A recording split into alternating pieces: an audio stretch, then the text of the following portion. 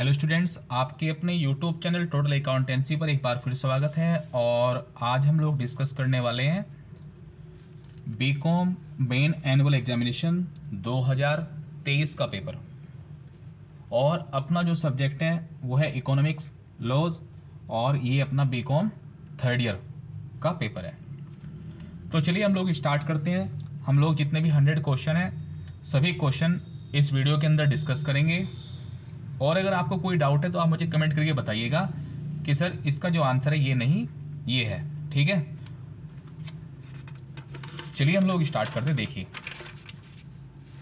Question number first, अगर हम लोग क्वेश्चन नंबर फर्स्ट की बात करें तो क्वेश्चन नंबर 1 में क्या बोला गया है, ये अब आपको बिल्कुल सही दिखाई दे रहा होगा। जो डायरेक्टोरेट है of enforcement comes under which ministry, तो ये आएगा अपना जो है मिनिस्ट्री ऑफ फाइनेंस के अंदर। और जो सेकंड क्वेश्चन है, भारत में जो नोटबंदी 2016 के दौरान कौन सी मुद्रा चलन से बाहर की गई थी, तो इसका जो राइट आंसर है वो है 500 और 1000 के नोट। उसके बाद है क्वेश्चन नंबर 3। क्वेश्चन नंबर 3 में क्या है, काले धन के प्रमुख कारण। तो काले धन के जो प्रमुख कारण है, high tax rate, price control policy, real estate transaction, ये सभी इसके कारण थे। उसके बाद चलते हैं क्वेश्चन नंबर 4 पर। देखिए क्वेश्चन नंबर 4 में क्या है कि भारत में सबसे अधिक जो प्रत्यक्ष विदेशी निवेश होता है वो कहाँ से होता है, तो इसका जो राइट आंसर है वो है Singapore. Question number 5। Question number 5 में क्या है कि भारत में जो कारखाना फैक्ट्रीज एक्ट है वो कब से फोर्स हुआ है, तो 1 अप्रैल 1949 से एप्लीकेबल हुआ है। उसके बाद क्वेश्चन नंबर 6, इससे बताना है कि कैलेंडर ईयर इज कॉल्ड, कि जो अपना कैलेंडर वर्ष है वो कौन सा है। तो देखो जो कैलेंडर वर्ष है वो 1 जनवरी से लेकर के 31 दिसंबर तक चलता है। अगर 1 अप्रैल से लेकर 31 मार्च अगर कुछ बच्चों ने लगाया होगा तो उनका आंसर गलत होगा। गलत होने का कारण ये है कि ये हमारा कैलेंडर ईयर नहीं है, ये हमारा फाइनेंशियल ईयर है जो कि एज पर इनकम टैक्स है। उसके बाद क्वेश्चन नंबर 7। क्वेश्चन नंबर 7 में क्या है कि समझौता बोर्ड को अपनी रिपोर्ट देनी होती है कितने दिन के अंदर, तो इसका जो आंसर है वो मेरे लिए डाउटफुल है। आप मुझे कमेंट करके बताइएगा कि इसका आंसर क्या हो सकता है, ये मैं आप लोगों के लिए छोड़ दे रहा हूँ क्वेश्चन नंबर 7। उसके बाद चलते हैं क्वेश्चन नंबर 8 पर। Which one of the following is not consider to be involve in industries. देखिए इंडस्ट्रीज में किसे शामिल नहीं किया जाएगा, हॉस्पिटल वगैरह को इंडस्ट्रीज में शामिल नहीं करना चाहिए। ठीक है, तो मुझे इसका जो राइट आंसर लगता है वो सी है। उसके बाद क्वेश्चन नंबर 9। क्वेश्चन नंबर 9 में क्या है,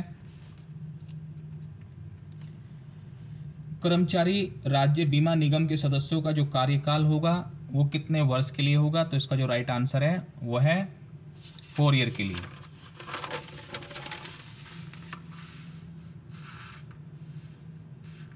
उसके बाद है question number 10। Which of the following does not cause air pollution. तो जो जल विद्युत शक्ति केंद्र है वो कारण नहीं है किसका, वायु प्रदूषण का। Question number 11। जो वर्ल्ड वाटर डे है वो कब मनाया जाता है, 22 मार्च को। Question number 12। इन्वायरमेंटल जो रिलीफ फंड बनाया गया था वो कब बनाया गया था, 2008 में। Question number 13। Which toxic gas is related या रिलीज बाय मोटर व्हीकल। तो मोटर व्हीकल से कौन सी गैस रिलीज होती है, तो कार्बन मोनोऑक्साइड।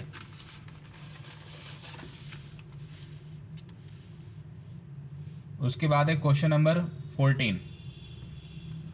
सार्वजनिक देयता बीमा अधिनियम कब लागू किया गया, 1991। Question number 15। मुद्रा प्रदूषण का सबसे महत्वपूर्ण कारक कौन सा हो सकता है? तो प्लास्टिक इसका सबसे मुख्य रीजन है। उसके बाद है क्वेश्चन नंबर 16, कौन से फैक्टर हैं जो रेस्पॉन्सिबल हैं for the formation of smoke? तो इसका क्या है? स्मोक एंड फॉग, धुआं और कोहरा। क्वेश्चन नंबर 17, भूकंप का पता लगाने के लिए जिस यंत्र का हम लोग प्रयोग करते हैं उसे क्या कहते हैं? तो उसे कहते हैं सिस्मोग्राफ। ठीक है, तो right answer is C.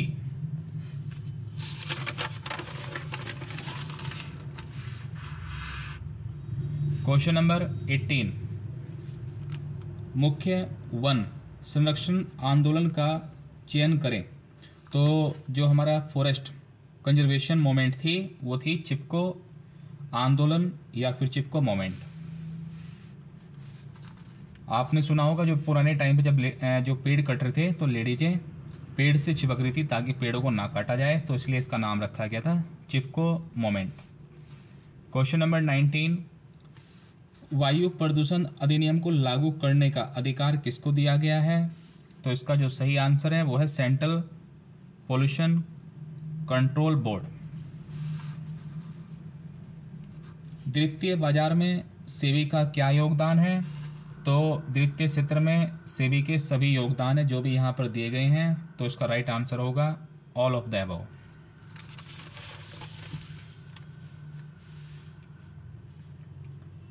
Question number 21, total number of national depository in India. Bharat में राष्ट्रीय जो डिपॉजिटरी हैं उनकी कुल संख्या कितनी है? 2। उसके बाद है stock brokers are member of stock exchange. Question number 23, जो हमारा डिपॉजिटरी फंक्शनरी इज वो क्या है? ऑल ऑफ द अबव निष्पक्ष सागार कार्यवाहक है। ठीक है, इसका जो आंसर है वो सभी होगा। आईपीओ, देखो आईपीओ कहते हैं इनिशियल पब्लिक ऑफर, जब कंपनी पहली बार अपने शेयर को इशू करती है। आपने कॉरपोरेट अकाउंटिंग में भी पढ़ा होगा कि जब कंपनी पहली बार अपने अंशों का निर्गमन करेगी तो उसे हम लोग क्या कहेंगे? Initial public offer. उसके बाद है क्वेश्चन नंबर 25, जो रेपो रेट है उसका दूसरा नाम क्या हो सकता है? रीपर्चेज रेट, इसका बिल्कुल सही आंसर है। ट्रेडमार्क का जो रजिस्ट्रेशन होगा वो कितने सालों के लिए होगा? 10 वर्ष के लिए। ट्रेडमार्क में क्या क्या इंक्लूड है? तो सभी कुछ इंक्लूड है इसके अंदर जो भी यहाँ पे दिया हुआ है। क्वेश्चन नंबर 28, कॉपीराइट अधिनियम भारत में कब लागू किया गया? तो जनवरी 21, 1958 से ये यहाँ पर लागू किया गया। उसके बाद है डिज़ाइन इज कॉपीराइट, कितने ईयर के लिए? 10 ईयर। जो पावर है करेक्ट करने की किसी भी जो क्लर्क के लेवल की जो भी एरर है वो किसके पास है? कंट्रोलर या फिर नियंत्रक के पास है। Question number 31, how many chapters are there in? कितने हैं? जो डिजाइन एक्ट है उसमें 11 चैप्टर हैं। उसके बाद भौगोलिक संकेत या फिर चिन्ह एक बौद्धिक संपदा होती है, ये बिल्कुल सही है।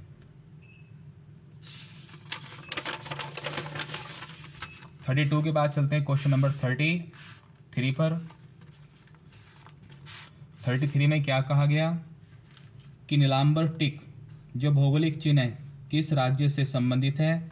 तो ये केरला से संबंधित है। आपको किसी भी क्वेश्चन पे कोई डाउट हो आप मुझे कमेंट करके बताइएगा, और इस चैनल को सब्सक्राइब जरूर कीजिएगा, ज़्यादा से ज़्यादा अपने फ्रेंड सर्कल में शेयर कीजिएगा और लाइक करना मत भूलिएगा। उसके बाद विदेशी विनिमय प्रबंध अधिनियम भारत में कब लागू किया गया? तो 1 जून 2000 से लागू किया गया। 35, जो अपीलेंट अधिकरण के निर्माण के विरुद्ध अपील की जा सकती है कहाँ पर? जो appeal shall be lie against the decision of the appellate tribunal, high court के अंदर।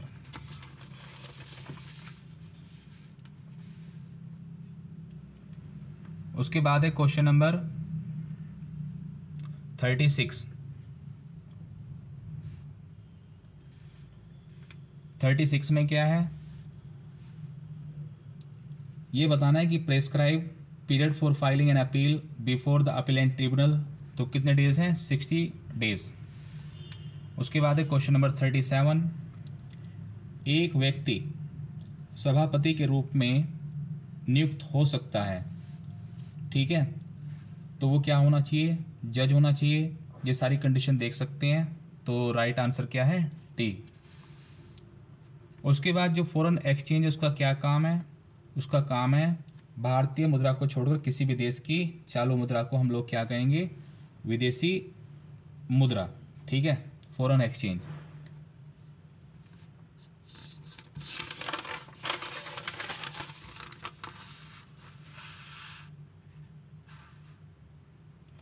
क्वेश्चन नंबर 39, जो प्रोविजन है related to export of goods and service come under, ये डाउटफुल क्वेश्चन है, इसका आंसर आप लोग बताइएगा।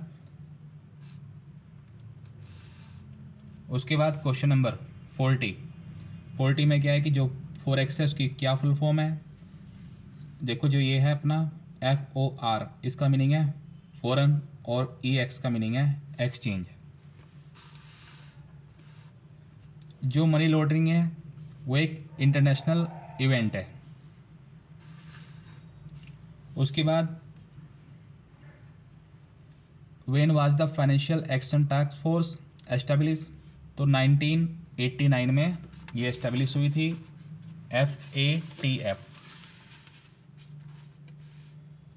क्वेश्चन नंबर 43, जो मेन ऑब्जेक्टिव है KYC का वो क्या है, कस्टमर की, वैसे देखो अगर KYC चल रही है तो KYC का मतलब होता है कस्टमर की identification, means know your customer, यानी कि कस्टमर को पहचानना। तो मुझे इसका जो राइट आंसर लगता है वो A लगता है, लेकिन कुछ बच्चों ने इसका आंसर D भी लगाया हुआ है। तो आप मुझे बताइएगा कि आपने क्वेश्चन नंबर 43 का क्या आंसर लगाया। देखो जब हमारी KYC होती है तो जब हम लोग बैंक में जाएंगे तो हमारी KYC होगी, नया सिम लेंगे तो हमारी KYC होगी, ठीक है, पेटीएम पे भी हमारी KYC होती है। तो वहाँ पे क्या होता है कि कस्टमर की आइडेंटिफिकेशन चेक होती है, कस्टमर एक्सेप्टेंस या फिर ट्रांजैक्शन चेक नहीं होती। तो इसलिए मुझे लगता है इसका राइट आंसर A होना चाहिए। जो मेन पर्पज़ है नोटबंदी का वो क्या था, ब्लैक मनी को रोकना, फेक नोट को रोकना। क्वेश्चन नंबर 45, भारत में प्रथम बार नोटबंदी कब की गई थी। जो आपने नोटबंदी देखी उससे पहले भी नोटबंदी की गई थी और वो 1946 में की गई थी। उसके बाद है दुनिया का सबसे अधिक काला धन किस देश के बैंक में जमा है, तो यहाँ पर पहले नंबर पे आता है चाइना, दूसरे पे रूस, तीसरे पे मैक्सिको।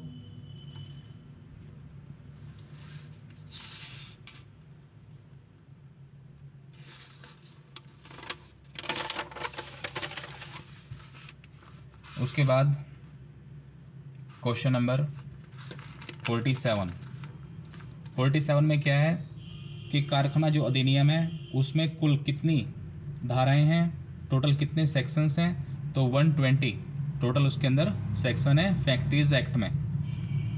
क्वेश्चन नंबर 48, जो इंस्पेक्टर है of the factories is appointed by, कौन अपॉइंट करेगा, state government. Main function of occupier health safety and welfare. Question number 50, जो एवरी डिस्ट्रिक्ट मजिस्ट्रेट है ऑफ हिज डिस्ट्रिक्ट, उसे हम लोग क्या कह सकते हैं, फैक्ट्री का इंस्पेक्टर भी कहा जा सकता है, कारखाना निरीक्षक भी कहा जा सकता है।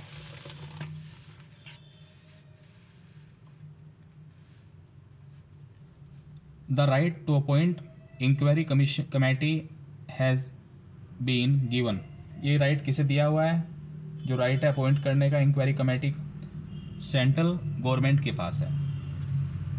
जो फीमेल वर्कर है वो मैटरनिटी लीव ले सकती है, मैक्सिमम कितने टाइम की, तो इसमें जो आंसर है वो 12 मैक्सिमम वीक, लेकिन 2017 से इसमें अमेंडमेंट किया गया था, इसमें चेंजेस किए गए थे, परिवर्तन किया गया था, और जो कि अब 26 वीक कर दिया गया है। इसमें 26 भी हो सकता था अगर 26 होता है इसके अंदर, क्योंकि चेंज हो चुका है। उसके बाद जो labour welfare officer is appointed, इसे कौन अपॉइंट करता है या कब अपॉइंटमेंट होगा?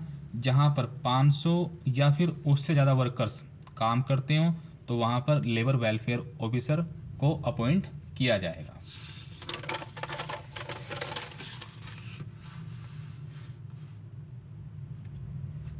जो इंडस्ट्रियल डिस्प्यूट्स है is related to all of the above. उसके बाद यहाँ पर देखिए जो economic cause of industrial disputes is low wages. देखो अगर यहाँ पर ना दो तरह के हमारे इंडस्ट्रियल डिस्प्यूट्स हैं, एक है इकोनॉमिक और दूसरा है नॉन इकोनॉमिक। तो ये दोनों मुझे नॉन इकोनॉमिक लगते हैं और यही ओनली हमें क्या लगता है, इकोनॉमिक। तो इसलिए मैंने इसका राइट आंसर ए लगाया है। आप भी बताइएगा मुझे आपने क्या लगाया इस क्वेश्चन का आंसर।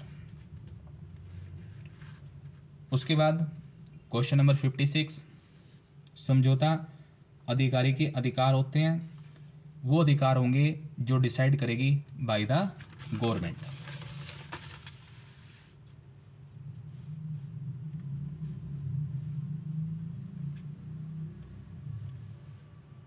उसके बाद कह रहा है सेबी के निर्णय के विरुद्ध पीड़ित पक्षकार कहाँ पे अपील कर सकता है? तो वो supreme court, high court, security appellate. SEBI के निर्णय के विरुद्ध, ठीक है, मुझे लगता है इसका जो आंसर है वो शायद ये होना चाहिए, सी, सिक्योरिटी अपीलेंट ट्रिब्यूनल। ठीक है, क्योंकि aggrieved party can appeal against the जो डिसीजन। देखो अभी तो सेबी के साथ बात बिगड़ी है ना, तो हम लोग कहाँ जाएंगे? तो इसका राइट आंसर आप लोग ये लगाइएगा। ठीक है, इसके बाद यहाँ पे जाएंगे, यहाँ से बात नहीं बनेगी तो यहाँ पे जाएंगे, और यहाँ से बात नहीं बनेगी तब जाएंगे सुप्रीम कोर्ट में। तो जो अभी अगर हमें जाना है अगेंस्ट किसके, जो डिसीजन दिया था सेबी, तो अभी आप लोग यहाँ पे चले जाइए सिक्योरिटी अपीलेंट ट्रिब्यूनल में। अगर बात नहीं बनती हाई कोर्ट, यहाँ पे बात नहीं बनती, देन आप जाइएगा सुप्रीम कोर्ट। तो इसका राइट आंसर सी कर लेना आप लोग। उसके बाद है क्वेश्चन नंबर 58। 58 में क्या है कि जो नेशनल ग्रीन ट्रिब्यूनल है उसका जो हेड ऑफिस है कहाँ पे है? न्यू दिल्ली में।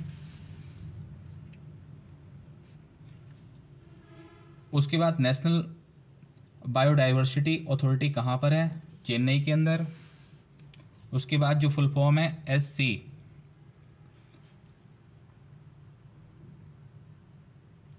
SCRA की, वो क्या है? Security contract regulation act. तो इसका सही आंसर होगा बी।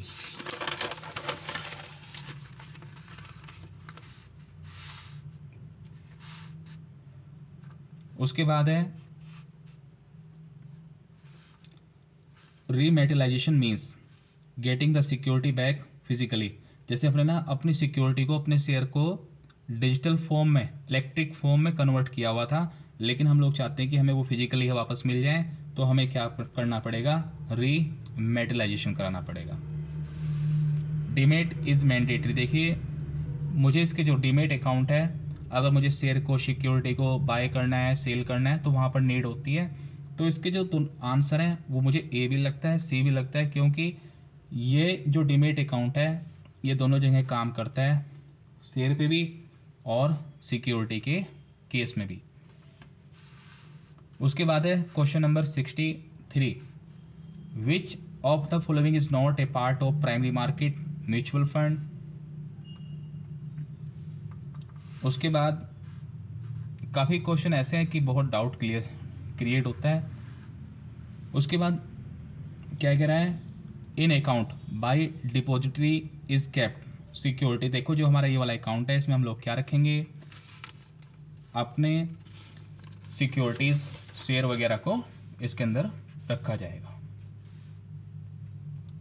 सेबी का जो रोल है इन प्राइमरी मार्केट वो कैसा है? वो सभी है। इसका right answer all of the above. और क्वेश्चन नंबर 66, देखिए 66 जो क्वेश्चन है अपना, इसमें पूछ रहा है कि कौन सी कैटेगरी है का इन्वेस्टर है जो एग्जेम्प्ट है, जिसे पैन का रखना ज़रूरत ही नहीं है, फर्निशिंग करानी ज़रूरत ही नहीं है। ठीक है, तो ऐसा कोई भी नहीं लगता मुझे। सभी के लिए जिसकी इनकम एक लिमिट से ज़्यादा है उनके लिए मैंडेटरी है, कंपलसरी है कि पैन कार्ड फर्निशिंग करेंगे। ठीक है, ऐसा नहीं कि वो लोग एग्जेम्प्टेड हैं। तो इसका आंसर मुझे नन ऑफ दिस लगता है, इनमें से कोई भी नहीं लगता मुझे इसका आंसर है। सबको कंपलसरी है, सभी के लिए मैंडेटरी, जितने यहाँ पर नाम दिए गए हैं। ऑडिट कमेटी एटलीस्ट वन, एक साल में कम से कम कितनी बार मीटिंग करे, तो 4 बार वो मीटिंग कर लिया करे। उसके बाद है क्वेश्चन नंबर 68, किसी भी व्यक्ति को किसी भी समय दी गई प्रतिरक्षा किसके द्वारा वापस ली जा सकती है, तो किसके द्वारा ली जा सकती है, सेंट्रल गवर्नमेंट कभी भी जो इम्यूनिटी ग्रांटेड है टू एनी पर्सन वो विड्रॉ कर सकती है। कौन कर सकती है, central government.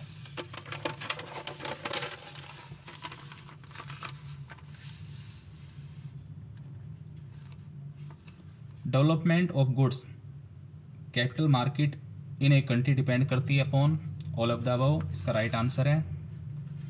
Another name of primary market, इसका जो दूसरा नाम है वो क्या हो सकता है, न्यू इशू मार्केट। 71 यहाँ पर बताया गया कि where was the June 1972 environment conference organise by the United State, तो इसका सही आंसर है स्टॉकहोम। ठीक है, स्वीडन में पड़ता है ये, और यहाँ पर जो है 5 से लेकर के 16 जून 1972 में। ठीक है, और जो कॉन्फ्रेंस है वो ऑर्गेनाइज कराई थी इन्वायरमेंट को लेकर के। उसके बाद है कि ये जो अपना मेन ऑफिस है किसका, नेशनल ग्रीन ट्रिब्यूनल का, वो कहाँ पर लोकेटेड है, वो है दिल्ली में। तो राइट आंसर इज सी।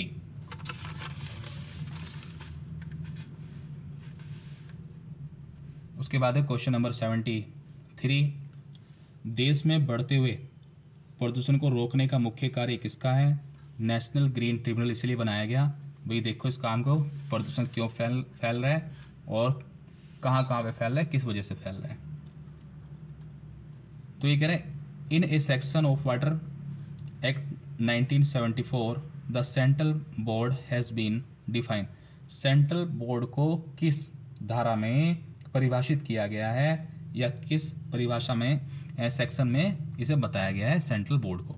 तो इसका बिल्कुल जो सही आंसर है वो section 2 subsection B, central board को बताया गया है सेंट्रल पोल्यूशन कंट्रोल बोर्ड। ठीक है, तो जो इसकी डेफिनेशन मिलती है वो आपको सेक्शन 2 सबसेक्शन बी में मिलेगी। उसके बाद जो फर्स्ट चेयरमैन है नेशनल ग्रीन ट्रिब्यूनल का वो कौन है, जस्टिस लोकेश्वर सिंह।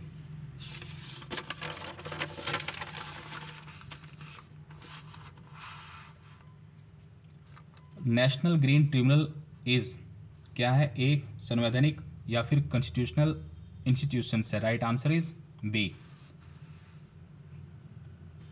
उसके बाद है क्वेश्चन नंबर 77, राष्ट्रीय हरित न्यायाधिकरण के अध्यक्ष को पद से हटाने का जो अधिकार है वो किसके पास है, सेंट्रल गवर्नमेंट के पास है। जैव विविधता अधिनियम कब पारित किया गया, 2002 में।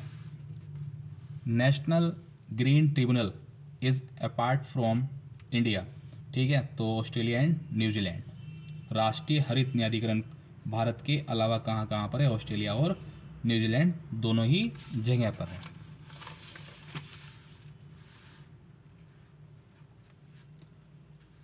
वर्ल्ड इन्वायरमेंटल डे हम लोग कब जो है से विश्व पर्यावरण दिवस कब मनाया जाता है, तो 5 जून। उसके बाद है क्वेश्चन नंबर 81, वायु प्रदूषण नियंत्रण क्षेत्र घोषित करने की जो शक्ति है वो किसके पास है, power to declare air pollution control, वो है स्टेट गवर्नमेंट।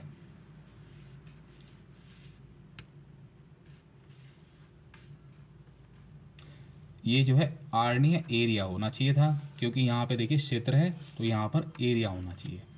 तो एरिया कौन डिक्लेयर कर सकता है, स्टेट गवर्नमेंट। जो एसिड रेन है या फिर अम्ल वर्षा वो किस वजह से होती है? कारखानों की वजह से जो निकलता है धुआं, उसकी वजह से एसिड रेन होती है। Question number 83, which gas is most pollutant in the atmosphere? तो ये है अपनी मैथेन। ठीक है, तो इसका जो राइट आंसर है बिल्कुल वो मैथेन है। इसका ना तो ये तीनों इसके आंसर नहीं है, बिल्कुल इसका जो राइट आंसर है वो डी है।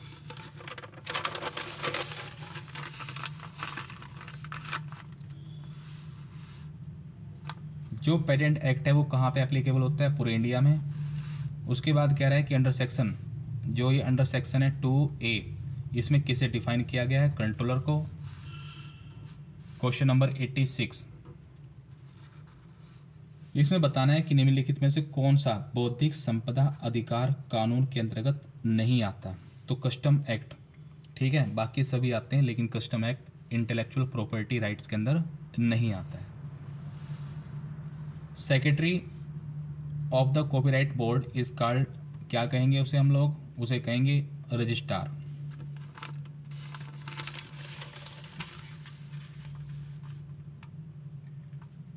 Question number 88, chairman of the copyrights board कौन होगा? हाई कोर्ट का जज। और उसके बाद है क्वेश्चन नंबर 89, डिज़ाइंस अधिनियम भारत में लागू हुआ 11 मई 2001 से। जो पावर है, नियंत्रक की शक्ति है, equivalent to the central court. ठीक है, चलिए उसके बाद है क्वेश्चन नंबर 91, भौगोलिक चिन्ह कितने प्रकार का हो सकता है? तो ये 3 प्रकार का हो सकता है। उसके बाद ये जो क्वेश्चन है, भारत में प्रचलित मुद्रा को परिभाषित करने वाली धारा कौन सी है? तो आप मुझे बताइएगा कमेंट करके कि इसका क्या आंसर होना चाहिए। उसके बाद क्वेश्चन नंबर 93 में क्या है कि in which section authorise person has been defined in FEMA section 2 subsection C। A is right answer. And question number 94 is related to establishment of directorate of enforcement. तो इसका जो सही आंसर है वो है सेक्शन 36।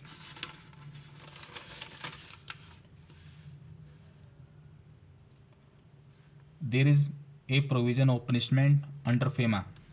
तो वो कितना है? 3 गुना राशि का 3 गुना जो है पनिशमेंट दंड लग सकता है, दंड का प्रावधान है सेक्शन 13 के अंदर। 96, जो appellate tribunal is establish by central government.